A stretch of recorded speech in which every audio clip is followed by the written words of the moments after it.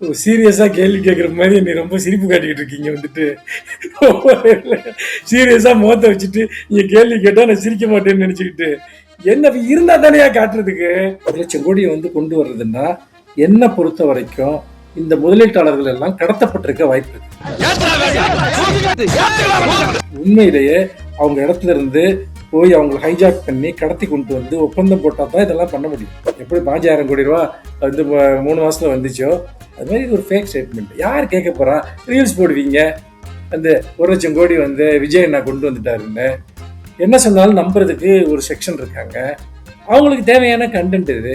முதலீட்டு மாநாடு யாருக்குமே தெரியாது. யாருக்கிட்ட பேசினாங்க, என்ன ஒப்பந்தம் கையெழுத்தாச்சு, எதுவுமே கிடையாது. முதலீட்டாளர்கள் இங்க வர்றாங்க, வந்து தகவல் தெரிஞ்சு அவன் ஆந்திராக்காரன் அந்த பக்கம் இருந்து, இந்த பக்கம் குஜராத்தி, அப்புறம் இந்த பக்கம் வந்து பாத்தீங்கன்னா தெலுங்கானாவில இருந்து இவங்க எல்லாம் வந்து அந்த காரை ஹைஜாக் பண்ணி இந்த முதலீட்டாளர்கள்லாம் வர்றாங்க இல்லையா, அதை அப்படியே கடத்தி டைவெர்ட் பண்ணி அங்கே கொண்டு போய் அந்த முதலீடுகளை வந்து தங்க பக்கம் கொண்டு போயிட்டா என்ன பண்றதுங்கிறதுக்காக ரகசியமா அவங்களெல்லாம் ஒரு இடத்துல தங்க வச்சு அவங்களை வந்து ரகசியமா கூப்பிட்டு வந்து இந்த மாநாட்டை நடத்தி இந்த ஒப்பந்தம் எவ்வளவு வந்து ஒரு ரிஸ்க் எடுத்து இதை வந்து ஒரு பண்ணிருக்காருங்கிறத நீங்க யோசிக்கணும்.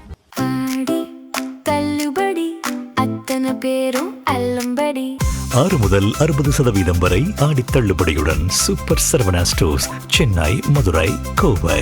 பேரலைஞர்களுக்கு வணக்கம். இன்றைய நேர்காணலில் திமுகவிலிருந்து மனுஷபுத்திரன் அவர்கள் இருந்திருக்கார். அவரோடு பேசலாம். வணக்கம் சார். வணக்கம். தங்கம் தென்னரசு அவர்கள் மரிய வில்சன் கிட்ட கணக்கு கேட்ட மாதிரி இப்போ தமிழ்நாடு முழுக்கவே சிஎம் கிட்ட ஒரு கணக்கு எடுத்திருக்காங்க. நேற்று தான் ஒரு அறிவிப்பு வெளியாகிருந்துச்சு, முதலீட்டாளர்கள் மாநாடு வந்து நடக்க போகுது சென்னை கிட்டி வைக்கிற ஹோட்டல்ல அப்படின்னு சொல்லி. இன்னைக்கு பாத்தீங்கன்னா அதை நடத்தி முடிச்சிருக்காங்க. இன்னைக்கு காலையில வந்த பேப்பர்லயே பாத்தீங்கன்னா 1,00,000 கோடி முதலீடுகள் ஈர்க்கப்பட்டு விட்டது 100 நாட்கள்ல அப்படிங்கிற விஷயத்த அவங்க விளம்பரத்துல வெளியிட்டு இருந்தாங்க. அந்த இதுலயும் பேனர்லயும் ஒட்டியிருந்ததா பார்க்க முடியுது. முதலீட்டாளர்கள் மாநாடையும் நடக்கல, அதுக்குள்ள எப்படி முதலீட்டாளர்கள் வந்து அப்படிங்கிற ஒரு கேள்வியும் எழுப்புறாங்க. 100 நாட்களுக்குள்ள இந்த 1,00,000 கோடி முதலீடு அப்படிங்கிறது சாத்தியமா அப்படி கேள்வி இருக்கு.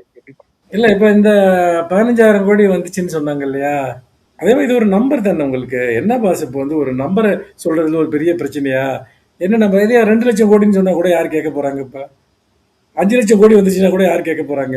அவங்க பாடினே கேட்போம், இதுக்கு ஒரு ஒயிட் பேப்பர் கொடுங்கன்னு, ஒரு வெள்ளை அறிக்கை கொடுக்க சொல்லுங்க. 1,00,000 கோடி யார் யார் இன்வெஸ்ட்மெண்ட் பண்ணியிருக்காங்க, கமிட் பண்ணியிருக்காங்க, ஒப்பந்தங்கள் வந்து கையெழுத்தா இருக்கு கொடுக்க சொல்லுங்க. வந்துட்டு இந்த ரீல்ஸ் எல்லாம் போடுவாங்கல்ல, வந்துட்டு தொழில்துறை அமைச்சர் அவங்க வந்து பாத்தீங்கன்னா ஏதோ சில நாடுகள்ல இருந்து முதலீடு எல்லாம் கொண்டு வந்தாருன்னு சொன்னாங்க. எங்க பேப்பரை கேட்டுங்கன்னு பத்திரிகையாளர்கள் கேட்ட அந்த வீட்டுல இருக்க டாக்குமெண்ட் எடுத்துட்டு வர்றேன்னாங்க. அப்புறம் அதை எடுத்துட்டே வரல இன்னைக்கு வரைக்கும். ப்ரெஸ் மீட்ல கேட்குறாங்க, அது என்னங்க ஒப்பந்தம் போட்டீங்க, அதை காட்டுங்க அப்படின்னு. இப்போ எடுத்துன்னு வரேன் வீட்டில் இருக்குன்னாங்க, எடுத்துகிட்டே வரல. அப்புறம் வந்து நான் ஒரு ரீல்ஸ் போட்டால் வந்து இத்தனை 1000 கோடி ரூபா வந்து முதலீடு வந்துச்சுன்னாங்க. அந்த ரீல்ஸ் இவங்க போடுற ரீல்ஸ் எல்லாம் பார்த்து இன்னைக்கு உலக நாடுகள்லாம் முதலீடுகள் வந்து இங்கே கொட்டுறதுக்கு தயாராகிட்டு இருக்க ஒரு சூழல். இன்னொரு பக்கம் பார்த்தீங்கன்னா ஆந்திராக்காரன் இங்கே வந்து பார்த்தீங்கன்னா பார்லிமெண்ட்ல நம்மளை பார்த்து கேலி பண்ணி சிரிக்கிறான். தமிழ்நாட்டுக்கு வர வேண்டியதெல்லாம் இப்போ வந்து எங்களுக்கு வந்துருக்குச்சு அப்படின்னு சொல்லிட்டு பார்லிமெண்ட்ல கேலி பண்ணி ஆந்திரா எம்பி வந்து சிரிக்கிற காட்சியை நீங்க பாத்தீங்க. இது ஒரு பக்கம் நடந்துகிட்டு இருக்கு. தமிழ்நாட்டுக்கு வர வேண்டிய முதலீடுகள்லாம் ஆந்திராவுக்கு போயிட்டு இருக்கு அப்படின்னு.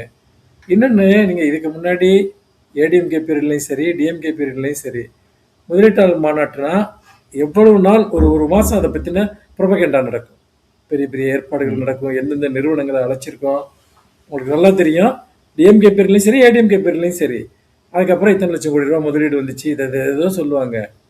திடீர்னு வந்து பார்த்தீங்கன்னா ஒரு அமைச்சரவை கூட்டத்தை கூட்டுற மாதிரி வந்து நாளைக்கு அமைச்சரவை கூட்டம்னு சொல்லுவாங்க இல்லையா, அந்த மாதிரி வந்து பார்த்தீங்கன்னா முதலீட்டு மாநாடு யாருக்குமே தெரியாது.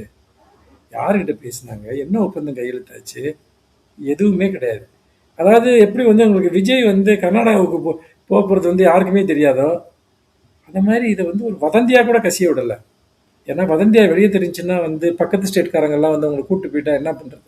இப்போ நீங்க முதலீட்டாளர்கள் இங்க வர்றாங்க, வந்து தகவல் தெரிஞ்சு அவன் ஆந்திராக்காரன் அந்த பக்கம் இருந்து, இந்த பக்கம் குஜராத்தி, அப்புறம் இந்த பக்கம் வந்து பாத்தீங்கன்னா தெலுங்கானாவில இருந்து இவங்க எல்லாம் வந்து அந்த காரை ஹைஜாக் பண்ணி இந்த முதலீட்டாளர்கள்லாம் வர்றாங்க இல்லையா, அதை அப்படியே கடத்தி டைவெர்ட் பண்ணி அங்கே கொண்டு போய் அந்த முதலீடுகளை வந்து தங்க பக்கம் கொண்டு போயிட்டா என்ன பண்றதுங்கிறதுக்காக ரகசியமா அவங்களெல்லாம் ஒரு இடத்துல தங்க வச்சு அவங்களை வந்து ரகசியமா கூப்பிட்டு வந்து இந்த மாநாட்டை நடத்தி இந்த ஒப்பந்தம் எவ்வளவு வந்து ஒரு ரிஸ்க் எடுத்து இதை வந்து ஒரு பண்ணியிருக்காருங்கிறத நீங்க யோசிக்கணும்.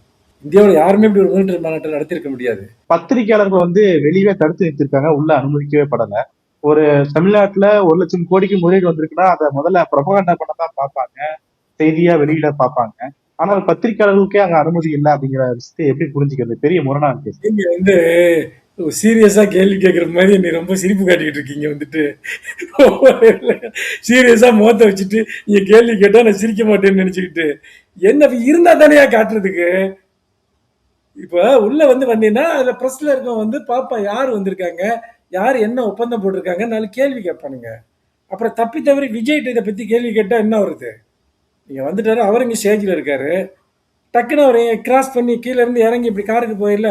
இப்போ உங்களை மாதிரி ஆளுங்க யாராவது டக்குன்னு உள்ள போய் ஒரு மைக்கை நீட்டி இது யாருங்கெல்லாம் எவ்வளவு முறையீடு கொண்டு வந்தான்னு கேட்டாருன்னா அவருக்கு இதை பத்தி என்ன தெரியும்? அவருக்கு எவ்வளவு பெரிய நெருக்கடி இதெல்லாம் உங்களுக்கு உங்க தொழில் தான் நீங்க பாக்குறீங்க. பத்திரிகையாளர்களை விட மாட்டேங்கிறாங்க, நம்மளை பேட்டி எடுக்க விட மாட்டேங்கிறாங்க அப்படின்ட்டு. அவர் பிரச்சனையை நீங்க புரிஞ்சுக்கணும் தயவு செஞ்சு. அவருக்கு இருக்க சிக்கல்கள் ரொம்ப ஆழமானது.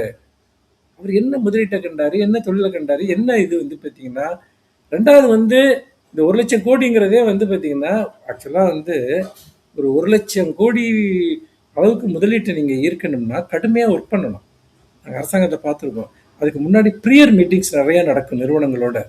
தொழில்துறை அமைச்சர்கள் போய் பேசுவாங்க, ஐஏஎஸ் ஆஃபீஸர் பேசுவாங்க. அதுக்குன்னே ஒரு தனியாக ஒரு டிபார்ட்மெண்ட்டே இருக்குது.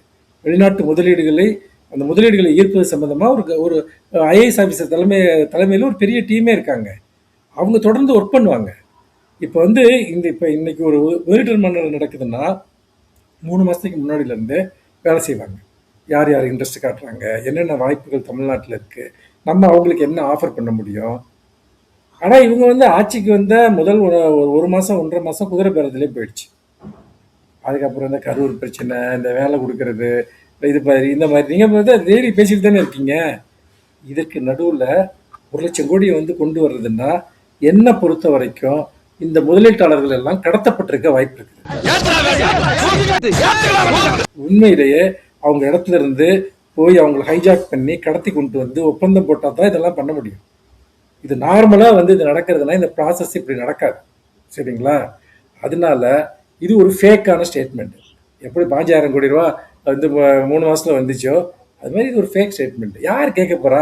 ரீல்ஸ் போடுவீங்க, 1,00,000 கோடி விஜய் அண்ணா கொண்டு வந்துட்டாருன்னு என்ன சொன்னாலும் நம்புறதுக்கு ஒரு செக்ஷன் இருக்காங்க.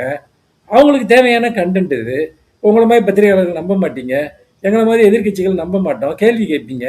அதை பற்றி அவங்களுக்கு என்ன கவலை? அவங்க என்ன நம்மளுக்காக அந்த மாநாட்டை நடத்தியிருக்காங்க, இல்லை தமிழ்நாட்டுக்காக இந்த மாநாட்டை நடத்தியிருக்காங்களா? அவங்க அவங்க ஆடியன்ஸுக்காக நடத்தியிருக்காங்க. சார், நீங்கள் ஒரு ஆடியன்ஸுக்காக டெய்லி ஏதாவது ஒரு நாடகம் நடத்துவீங்க. என்ன இந்த சபா நாடகங்கள்லாம் போடுவாங்கல்ல டெய்லி, அந்த காலத்தில் டெய்லி ஏதாவது ஒரு ட்ராமா எக்ஸிக்யூட் ஆகும். ஒரே ட்ராமா கூட திரும்ப திரும்ப போடுவான். அதே ஆடியன்ஸ் தான் வருவாங்க, பார்ப்பாங்க. இந்த எஸ்.வி. சேகர் இவங்கெல்லாம் மாதக்கணக்கில் போடுவாங்க நாடகங்கள்லாம் இந்த காலத்தில். அந்த மாதிரி பார்த்தீங்கன்னா டெய்லி ஒரு ட்ராமா அந்த ஸ்டேஜில் போட்டுகிட்டே இருக்காங்க. அது இன்னைக்கு இந்த ட்ராமா இது ஒரு 2 நாள் ரீல்ஸ் ஓடும் பார்த்தீங்கன்னா. ஒரு முதலீட்டாளர்கள் மாடு எப்படி நடக்கும், அதுக்கான தயாரிப்புகள் எப்படி நடக்கும் அப்படிங்கிறத ப்ராசஸா சொன்னீங்க. இப்ப பார்க்கும்போது இன்னைக்கு நடக்க போற மாநாட்டுக்கான விளம்பரத்துல பார்க்கும்போது இங்க 1,00,000 கோடி மதிப்புள்ள முதலீடுகள் வந்துருச்சுன்னு சொல்லி விளம்பரத்துல வெளியிடுறாங்க. அப்போ முதலீட்டாளர்கள் மாநாடு நடக்கிறதுக்கு முன்னாடி அந்த அறிவிப்புகள் வருது அப்படின்னா அதை எப்படி புரிஞ்சுக்கிறது? நீங்களும் முந்தைய அரசுல இருந்திருக்கீங்க, அந்த ப்ராசஸ் எப்படி இருக்கும்? அது எப்படின்னு கேட்டீங்கன்னா, இப்போ நாங்க ஒரு விஷயம் சொன்னோம்.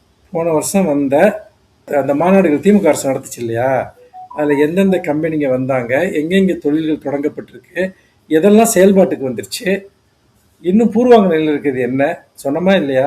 அடிப்படையான விஷயம் என்னென்னா, நிறைய மீட்டிங்ஸ் நடக்கும், ப்ரியர் மீட்டிங்ஸ் நிறையா நடக்கும். ஒவ்வொரு கம்பெனியும் கூப்பிட்டு கேட்பாங்க, தமிழ்நாட்டில் எங்கே தொழில் தொடங்க விரும்புகிறீங்க, உங்களுக்கு என்ன இங்கே அதுக்கான ஒரு ஹோப் இருக்குது, நாங்கள் தொழில் கொள்கை சார்ந்து உங்களுக்கு என்ன பார்த்தீங்கன்னா விஷயங்களை நாங்கள் பண்ண முடியும். ஏன்னா ஒரு ஸ்டேட் பார்த்தீங்கன்னா அவங்களுக்கு என்ன ஓப்பனிங்கை கொடுக்குறதுங்கிறது இருக்கு இல்லையா, எவ்வளோ பேத்துக்கு வேலை கொடுப்பீங்க. இப்போ முன்னாள் முதலமைச்சர் அவர்கள் கூட என்ன சொன்னாங்கன்னா, நான் எந்த முதலீட்டாளர் நம்மக்கிட்ட பேசினாலும் எங்களுக்கு எவ்வளோ பேத்துக்கு வேலை கொடுப்பீங்க அப்படிங்கிறத தான் நாங்கள் முதல்ல கேட்போம் அப்படிங்கிறது தான் முதன்மையாக சொல்லுவாங்க. ஆனால் இங்கே என்ன நடக்குதுன்னு பார்த்தீங்கன்னா, முதல்ல நம்பர்ஸ் வந்துருச்சு. இந்த நம்பர் வாய்மொழியாக பெறப்பட்டுச்சா, ஒப்பந்தங்கள் வழியாக பெறப்பட்டுச்சா, எதுவுமே இல்லை. ரெண்டாவது புரிந்துணர்வு ஒப்பந்தங்கள் எல்லாமே அது பார்த்தீங்கன்னா இன்வெஸ்ட்மெண்ட் கிடையாது, சும்மா தோராயமாக ஒரு நம்பர் சொல்லுவாங்க.